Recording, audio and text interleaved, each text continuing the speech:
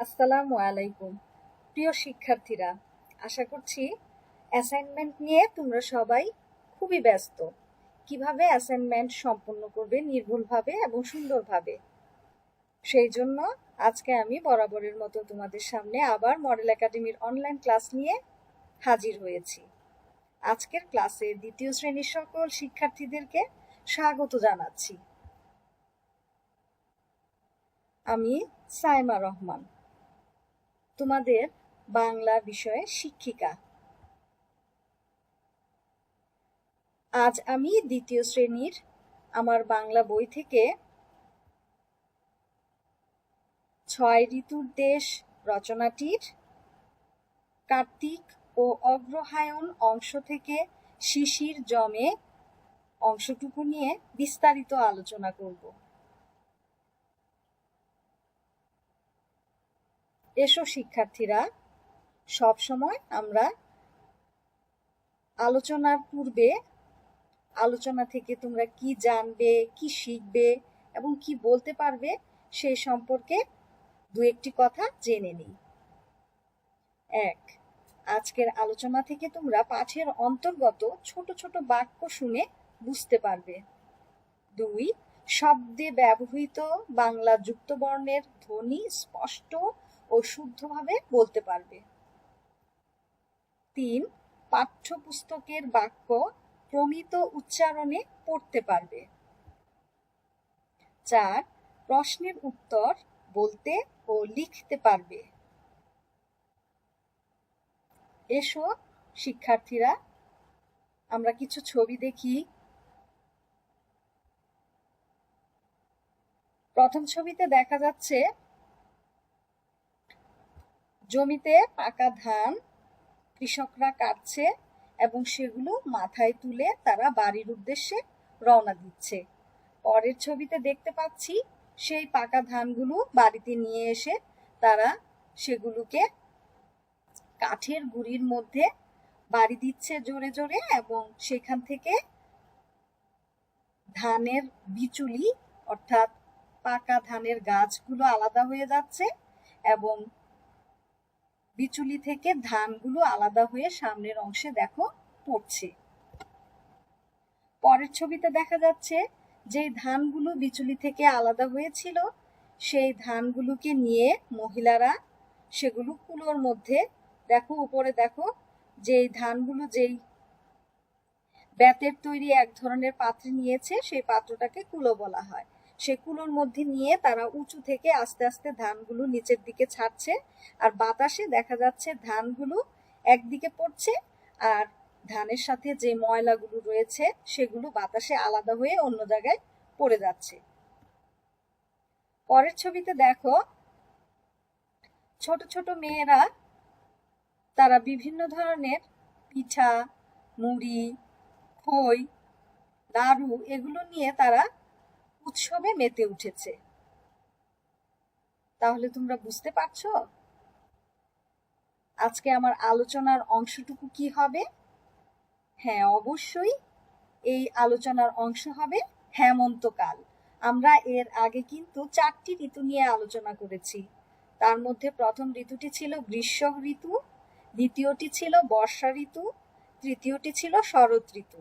আজ আমরা এই ছবিগুলো দেখে বুঝতে পেরেছি যে আজকে আলোচনার বিষয় হচ্ছে হেমন্ত ঋতু অর্থাৎ হেমন্তকাল, কারণ আমরা হেমন্তকালেই কিন্তু এই ধরনের ছবিগুলো বা এই ধরনের প্রকৃতির পরিবর্তনগুলো দেখে থাকি। ঠিক আছে, এসো শিক্ষার্থীরা, সবসময় আমি যেভাবে তোমাদের ক্লাস নেওয়ার পূর্বে, মূল আলোচনায় যাবার পূর্বে তোমাদেরকে গত ক্লাসের যে আলোচনা ছিল সেগুলো সম্পর্কে সামান্য কিছু প্রশ্ন করে যাচাই করে নিই যে কতটুকু তোমাদের সেই ধারণাটা রয়েছে মনে। আজকে আমি সেই প্রেক্ষিতে তোমাদেরকে গত ক্লাসের শরৎকালের যে আলোচনা করেছিলাম সে আলোচনা থেকে একটি প্রশ্ন তোমাদের সামনে উপস্থাপন করছি। দেখি তোমরা প্রশ্নটির উত্তর কতটুকু দিতে পারো। প্রশ্নটি হচ্ছে, শরৎকালে নদীর ধারে কোন ফুলের দোলা লাগে? কি তোমাদের কি মনে আছে? ছবি দেখে অবশ্যই বুঝেছো। কোন ফুলের দোলা লাগে? ছবিতে তোমরা দেখতে পাচ্ছ কাশফুল, সাদা সাদা কাশফুল ফুটে আছে। তাহলে উত্তর হবে শরৎকালে নদীর ধারে কাশফুলের দোলা লাগে। চলো এখন আমি তোমাদেরকে মূল আলোচনায় নিয়ে যাব, এবং মূল আলোচনায় যাওয়ার জন্য তোমরা তোমাদের বইয়ের, বাংলা বইয়ের 57 নং পৃষ্ঠা খুলবে এবং কার্তিক ও অগ্রহায়ণ এই অংশটুকু থেকে শিশির জমে এই অংশটুকু, যে অংশটুকুতে হেমন্তকাল নিয়ে আলোচনা করা হয়েছে, সেই অংশটুকু তোমরা নীরবে পড়বে এবং মনোযোগ সহকারে আমার আলোচনা শুনবে, ঠিক আছে?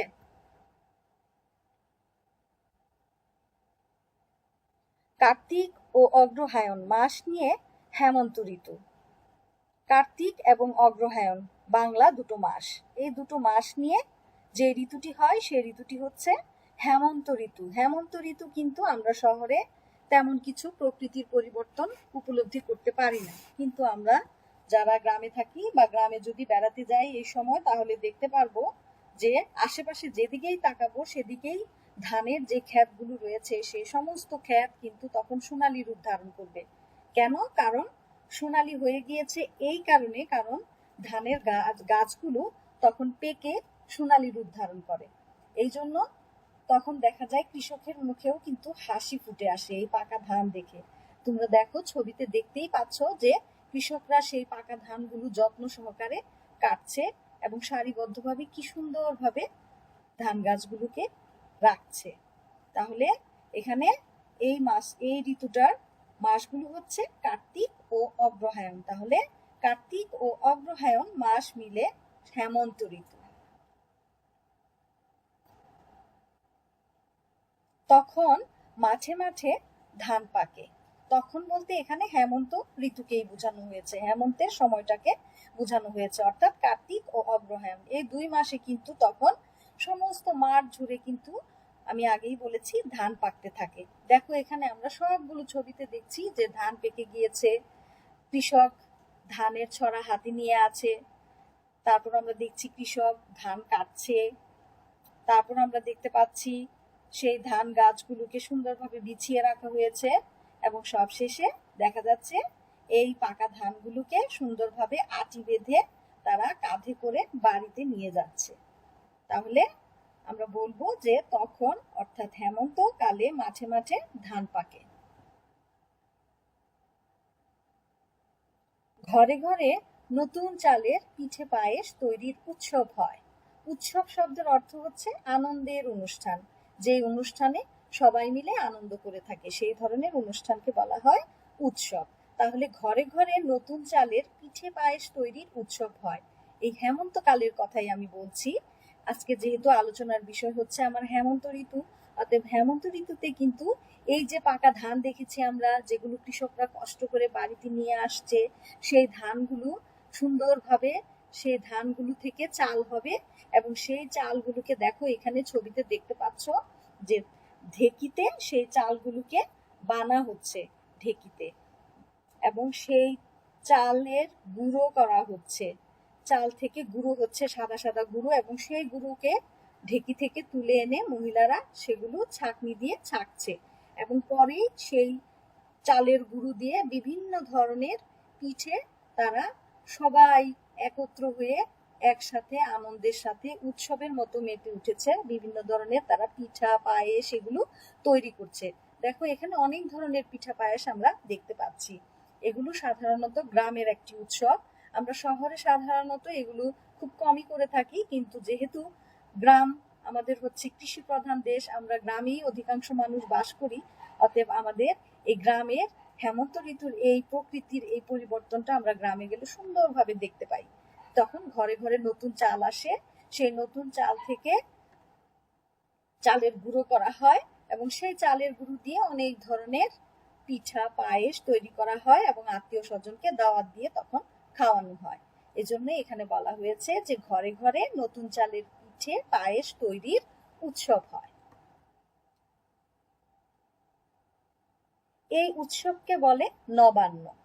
নবান্ন নবান্ন শব্দটা এখানে তোমাদের জন্য নতুন, এটা একটা উৎসবের নাম, নবান্ন উৎসব, যেই উৎসবটা শুধুমাত্র হেমন্ত ঋতুতেই হয়ে থাকে এবং এই উৎসবটা হয় ঘরে ঘরে যখন হেমন্তকালে নতুন ধানের চাল থেকে পিঠা পায়েস তৈরি করে বিভিন্ন ধরনের আনন্দ উৎসব তারা করে, সেই উৎসবটাকেই বলা হয় নবান্ন। দেখো এখানে বিভিন্ন ধরনের তারা উৎসব করছে। এখানে শুধু আমরা উৎসব করি, আমরা বাঙালি আমরা যে উৎসব করি নবান্ন উৎসব তা নয়, আমাদের দেশে যে উপজাতিরা বাস করে, মণিপুরি, তারপর চাকমা, তারপর বিভিন্ন ধরনের উপজাতি রয়েছে আমাদের দেশে, সেই ধরনের উপজাতিরাও কিন্তু বিভিন্ন ধরনের উৎসব করে থাকে। এই উৎসবটাও কিন্তু হচ্ছে ওদের নবান্ন উৎসব। তাই এখানে আমরা সাধারণত যারা বাঙালি তারা উৎসবে পিঠা পায়েস বিভিন্ন ধরনের সুস্বাদু খাবার তৈরি করে আত্মীয় স্বজন নিয়ে আনন্দ করি।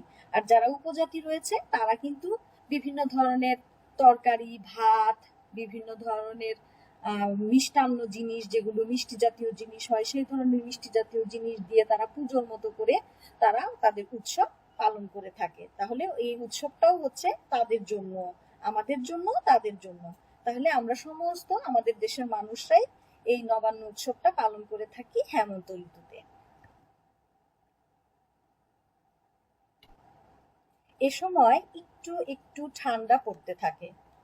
দেখো যখন হেমন্ত ঋতুটা চলে আসে তখন কিন্তু আমাদের প্রকৃতি আরেকটু পরিবর্তিত হতে থাকে। তখন দেখা যায় হালকা হালকা অল্প অল্প ঠান্ডা ঠান্ডা আমরা অনুভব করি শেষ রাতের দিকে। যখন আমরা ঘুমিয়ে পড়ি দেখা যায় যে সকাল হওয়ার আগে মুহূর্তে আমরা একটু ঠান্ডা অনুভব করি। সেই সময় যদি আমরা বাহিরে যাই তাহলে বাহিরের আবহাওয়া দেখতে পারবো, বাহিরের গাছপালাগুলোতে হালকা হালকা শিশির জমেছে, হালকা হালকা কুয়াশার মতো দেখা যাচ্ছে এবং বাতাসটা তখন ঠান্ডা আমরা অনুভব করি। সেজন্য আমরা বুঝতে পারি যে এ সময় একটু একটু ঠান্ডা পড়তে থাকে, কারণ এই ঋতুর পরেই কিন্তু আমাদের শীত ঋতু চলে আসবে। আর শীত ঋতু তো আমরা সবাই বুঝি যে শীত ঋতুতে আমাদের দেশে প্রচুর ঠান্ডা পড়ে। অতএব এই শীত আসার আগে হেমন্তকালেও কিন্তু শীতের একটু একটু আমেজ আমরা বুঝতে পারি, অনুভব করতে পারি। সেই জন্য আমরা হেমন্তকালে একটু একটু ঠান্ডা পড়তে দেখি। সকালে ঘাসের ডগায় হালকা শিশির জমে। আর যখন আমরা সকালবেলা বের হব এই ঋতুতে তখন দেখব যে ঘাস অথবা গাছপালা, আমাদের আশেপাশে যে গাছপালাগুলো রয়েছে অথবা আমাদের যে টিনের যে বাসাগুলো রয়েছে সেগুলোর ছাদে বা গাছের যে পাতাগুলো রয়েছে সেই পাতার আগায় আমরা দেখব যে শিশির জমে রয়েছে পানির ফোঁটার মতো। এবং সেগুলো যখন রৌদ্র উঠে অর্থাৎ সূর্য যখন উঠে রোদের কিরণ এসে সেই শিশির বিন্দুর মধ্যে পড়ে তখন দেখবে সেগুলো চিকচিক করতে থাকে, ঝলমল করতে থাকে, মনে হচ্ছে যেন সেগুলো থেকে আলো বের হয়ে আসছে, আলোর কিরণ বের হয়ে আসছে। সেই দৃশ্য দেখতে কিন্তু খুবই সুন্দর লাগে। আমরা সেই শিশির সিক্ত শিশির ভেজা ঘাসের উপর দিয়ে আমরা হাঁটলে আমাদের সকালবেলা কিন্তু খুবই ভালো লাগে, আর সেটা স্বাস্থ্যের জন্য খুব উপকারী। তাই আমরা হেমন্ত ঋতুতে দেখি যে ঘাসের সকালে ঘাসের ডগায় হালকা শিশির জমতে। তাহলে হেমন্ত ঋতুর প্রকৃতির যে পরিবর্তনগুলো রয়েছিল সেগুলো কিন্তু আমরা এতক্ষণ দেখেছি, শুনেছি এবং ছবিতে সেগুলো অনুভবও করেছি। তাহলে তোমরা অবশ্যই বুঝেছো যে হেমন্ত ঋতুতে আমাদের দেশে প্রকৃতির কি ধরনের পরিবর্তন ঘটে থাকে। ঠিক আছে, তাহলে আমরা এতক্ষণ যে আলোচনা করেছি সেই আলোচনা থেকে আমরা কয়েকটি নতুন শব্দ পেয়েছি, সেই নতুন শব্দের অর্থগুলো জানবো এবং সেই নতুন শব্দ দিয়ে আমরা একটা করে বাক্য তৈরি করব। শব্দটি হচ্ছে নবান্ন। নবান্ন শব্দের অর্থ নতুন ধান থেকে তৈরি চালের পিঠা পায়েস ইত্যাদি। এখানে ইত্যাদি শব্দটা এই কারণে ব্যবহার করা হয়েছে কারণ নতুন ধান থেকে তৈরি চালের পিঠা পায়েস ছাড়াও কিন্তু আরো অনেক ধরনের এই ধানের চালের বিভিন্ন ধরনের খাবার তৈরি করা হয়, এজন্য ইত্যাদি শব্দটা এখানে ব্যবহার করা হয়েছে। তবে তোমরা যখন শব্দের অর্থটা লিখবে নবান্ন শব্দের অর্থ তখন এতটুকুই শব্দ লিখতে হবে, ইত্যাদি দিয়ে তোমাদেরকে শেষ করতে হবে অর্থটা। ঠিক আছে, তাহলে অর্থ হবে নতুন ধান থেকে তৈরি চালের পিঠা পায়েস ইত্যাদি। নবান্ন শব্দ দিয়ে একটি বাক্য হচ্ছে হেমন্তকালে নবান্ন উৎসব হয়। পরের শব্দটি হচ্ছে উৎসব। উৎসব শব্দের অর্থ আনন্দের অনুষ্ঠান। উৎসব দিয়ে একটি বাক্য হচ্ছে নববর্ষে বিভিন্ন উৎসব পালন করা হয়। চলো শিক্ষার্থীরা, এখন আমরা কিছু যুক্ত বর্ণ ভেঙে শব্দ তৈরি করি। যুক্ত বর্ণটি হচ্ছে গ রফালা। গ রফালা যুক্ত বর্ণটি ভাঙলে হবে গ যোগ রফালা, এবং গ রফালা দিয়ে একটি শব্দ হচ্ছে অগ্রহায়ণ। পরের যুক্ত বর্ণটি হচ্ছে ন দন্ত ন ত সংযুক্ত।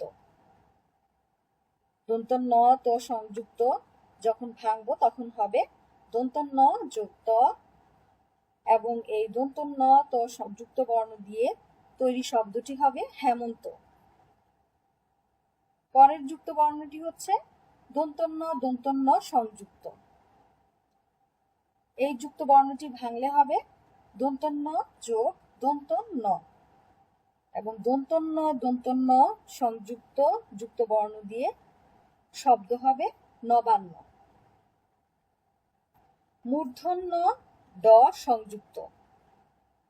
এই যুক্ত বর্ণটি ভাঙলে হবে মূর্ধন্য যোগ ড, এবং এই যুক্ত বর্ণ দিয়ে তৈরি শব্দটি হবে ঠান্ডা। তাহলে এতক্ষণ আমরা শব্দের অর্থ জেনেছি, বাক্য তৈরি করেছি, যুক্ত বর্ণ ভেঙে দেখিয়েছি এবং শব্দ তৈরি করেছি। এখন আমরা দেখব কয়েকটি শূন্যস্থান। প্রথম বাক্যটি হচ্ছে কার্তিক ও অগ্রহায়ণ মাস মিলে ড্যাশ ঋতু। খালি স্থানে হবে হেমন্ত ঋতু। দ্বিতীয় বাক্যটি হচ্ছে হেমন্তকালে ড্যাশ উৎসব হয়। খালি স্থানে হবে নবান্ন উৎসব হয়। তৃতীয় বাক্যটি হচ্ছে বাংলাদেশে এক এক ঋতুতে এক এক ড্যাশ দেখা যায়। খালি স্থানে হবে রূপ দেখা যায়। এসো এখন আমি কয়েকটি প্রশ্নের উত্তর তোমাদের সামনে উপস্থাপন করছি। একটু মনোযোগ সহকারে প্রশ্নগুলো দেখবে এবং উত্তরগুলো খেয়াল করবে। 1 নম্বর প্রশ্ন, কোন কোন মাস নিয়ে হেমন্ত ঋতু হয়? আমাদের আলোচনার প্রথম লাইনটিতেই ছিল কোন কোন ঋতু নিয়ে হেমন্ত ঋতু হয়। তাহলে উত্তর হবে কার্তিক ও অগ্রহায়ণ। দ্বিতীয় প্রশ্নটি হচ্ছে হেমন্ত ঋতু সম্পর্কে 3টি বাক্য লিখো। উত্তরটি হবে আমি তোমাদের বইয়ে যেভাবে দেয়া ছিল সেখান থেকেই যুক্ত করে তোমাদেরকে বাক্যগুলো তৈরি করে দেখিয়েছি। তোমরা ইচ্ছে করলে এর বাইরেও কিন্তু সুন্দরভাবে প্রকৃতির যে পরিবর্তন হেমন্ত ঋতুতে দেখা যায় সেগুলো লিখতে পারবে। তাহলে খেয়াল করো উত্তরটি, কার্তিক ও অগ্রহায়ণ মাস মিলে হয় হেমন্ত ঋতু। এই ঋতুতে মাঝে মাঝে ধান পাকে এবং নবান্ন উৎসব হয়। এ সময় একটু একটু ঠান্ডা পড়তে থাকে এবং সকালে ঘাসের ডগায় শিশির জমে। চলো শিক্ষার্থীরা, বরাবরের মতো এবার তোমাদেরকে আমি আজকের আলোচনা থেকে মূল্যায়ন করছি। কতটুকু এই আলোচনা বুঝেছ, কতটুকু এই আলোচনা মনোযোগ দিয়ে শুনেছ, তোমাদের কাছে আমি সেজন্য প্রশ্ন করছি। প্রশ্নগুলোর উত্তর দিতে অবশ্যই চেষ্টা করবে। প্রশ্নটি হচ্ছে নবান্ন কাকে বলে? উত্তর হবে হেমন্তকালে ঘরে ঘরে নতুন চালের পিঠে পায়েস তৈরির উৎসব হয়, এই উৎসবকে নবান্ন বলে। এই উত্তরটি ছাড়া তোমরা যদি অন্যভাবে উত্তরটি লিখতে চাও, যেমন হেমন্তকালে ঘরে ঘরে নতুন চালের পিঠে পায়েস তৈরির উৎসবকে নবান্ন উৎসব বলে বা নবান্ন বলে, তাহলেও কিন্তু উত্তরটি সুন্দর হবে এবং পারফেক্ট হবে। তবে তোমরা এই উত্তরও লিখতে পারবে অথবা উত্তরটি ওইভাবেও গুছিয়ে লিখতে পারবে। ঠিক আছে, আমি উত্তরটি আবার বলছি, হেমন্তকালে ঘরে ঘরে নতুন চালের পিঠে পায়েস তৈরির উৎসব হয়, এই উৎসবকে নবান্ন বলে অথবা নবান্ন উৎসব বলে। এসো এখন আজকের আলোচনার শেষে তোমাদের বাড়ির কাজ হিসেবে 2টো প্রশ্ন দিচ্ছি, সেই প্রশ্নগুলো একটু খেয়াল করো এবং এই প্রশ্নগুলোর উত্তর তোমরা আমার আলোচনা যদি মনোযোগ দিয়ে শুনে থাকো তাহলে অবশ্যই বাসায় সুন্দরভাবে লিখতে পারবে। দেখো প্রশ্নগুলো। প্রথম প্রশ্ন, হেমন্ত ঋতু সম্পর্কে 4টি বাক্য লিখো। আমি কিন্তু তোমাদেরকে একটু আগে 3টি বাক্য সম্পর্কে ধারণা দিয়েছি। তাহলে আর তোমরা অবশ্যই একটি বাক্য নিজেরা সুন্দরভাবে তৈরি করতে পারবে, আমার সেই বিশ্বাস রয়েছে। অতএব আমি তোমাদেরকে একটি বাক্য এখানে অতিরিক্ত দিয়েছি। তাহলে প্রশ্নটা হচ্ছে হেমন্ত ঋতু সম্পর্কে 4টি বাক্য লিখো। দ্বিতীয় প্রশ্নটি হচ্ছে নবান্ন উৎসব কাকে বলে? নবান্ন উৎসব কাকে বলে আমি তোমাদেরকে মূল্যায়নের ক্ষেত্রে দিয়েছি প্রশ্নটা, ওখান থেকে লিখলেই হবে। তবে তোমরা যাই লিখবে সেটা সুন্দরভাবে আগে মুখস্থ করবে, তারপর তোমরা নির্ভুলভাবে খাতায় লিখবে এবং আব্বু আম্মুকে সুন্দর করে সেই খাতাটি দেখাবে, যাতে তোমাদের বানানে কোনো সমস্যা না থাকে। তাহলে শিক্ষার্থীরা, আজকে আমি ক্লাস এখানেই শেষ করব। তবে তোমরা অবশ্যই অ্যাসাইনমেন্টগুলো সুন্দরভাবে সম্পূর্ণ করবে, কোনো কাটাকাটি করবে না। এবং অ্যাসাইনমেন্ট যখন শেষ করবে তখন অ্যাসাইনমেন্ট শেষ করার মুহূর্তে তোমরা তোমাদের আম্মু আব্বুকে অবশ্যই অ্যাসাইনমেন্টগুলো সুন্দরভাবে দেখাবে এবং যেখানে ভুলভ্রান্তি হয়েছে সেগুলো সংশোধন করে তোমাদের শ্রেণী শিক্ষকের কাছে সেগুলো 7 ডিসেম্বর নির্দিষ্ট সময়ে জমা দিবে। এবং তোমরা চেষ্টা করবে প্রত্যেকটা অ্যাসাইনমেন্ট কভার পেজে যেই ইনফরমেশনগুলো অর্থাৎ তথ্যগুলো রয়েছে সেগুলো সঠিকভাবে পূরণ করতে। যেমন সেখানে তোমার নাম দেয়া আছে, স্কুলের নাম আছে, তোমার রোল, আইডি, তোমার শ্রেণী, শাখা, তারপর অ্যাসাইনমেন্টের যে নাম্বার। তোমাদের অ্যাসাইনমেন্ট কিন্তু 8টা দেওয়া হয়েছে, বাংলাতে 2টো, ইংলিশে 3টা এবং গণিতের ক্ষেত্রে 3টি। সেই ক্ষেত্রে বাংলা অ্যাসাইনমেন্ট যখন করবে তখন তুমি লিখবে অ্যাসাইনমেন্ট নাম্বার 1 নং 1 এবং দ্বিতীয় অ্যাসাইনমেন্ট যখন আরেকটি খাতায় লিখবে সেখানেও কভার পৃষ্ঠায় তুমি অ্যাসাইনমেন্ট নং 2 লিখবে এবং সেইখানে তোমার অ্যাসাইনমেন্ট সম্পন্ন করবে। অ্যাসাইনমেন্ট লেখার সময় খাতার মধ্যে তোমাকে অবশ্যই পেন্সিল দিয়ে তোমার অ্যাসাইনমেন্ট লিখতে হবে এবং তুমি প্রত্যেকটা পেজের মধ্যে সুন্দর করে বর্ডার দিয়ে পেন্সিল দিয়ে দাগ দিয়ে নিবে, স্কেল দিয়ে পেন্সিল দিয়ে সুন্দর করে বর্ডার লাইন তৈরি করে নিবে, মার্জিন টেনে নিবে, যাতে তোমার লেখাটা সুন্দর হয় এবং দেখতে সুন্দর হয়। ঠিক আছে? এবং উত্তরগুলো একটু বড় করে লেখার চেষ্টা করবে, কারণ আগে তোমাদের উত্তর ছিল, বিশেষ পরীক্ষার উত্তর ছিল এক কথায়, আর এখন তোমাদের যে অ্যাসাইনমেন্টের যে প্রশ্নগুলো দেওয়া হয়েছে সেখানে উত্তরগুলো একটু বড় ছিল। অতএব তোমাদেরকে অবশ্যই সেই উত্তরগুলো বই থেকে সুন্দরভাবে গুছিয়ে বড় উত্তরটাই তোমাকে সুন্দরভাবে লিখতে হবে যতটুকু চাওয়া হয়েছে। ঠিক আছে? তাহলে আজকে এই পর্যন্তই। তোমরা সবাই ভালো থাকবে, সুন্দরভাবে পড়াশোনা করবে, সুন্দরভাবে তোমাদের নিয়মিত কার্যক্রম পরিচালনা করবে। ঠিক আছে? আজকের ক্লাসে অংশগ্রহণ করার জন্য এবং আজকের ক্লাস মনোযোগ সহকারে দেখার জন্য সবাইকে অসংখ্য ধন্যবাদ। আল্লাহ হাফেজ।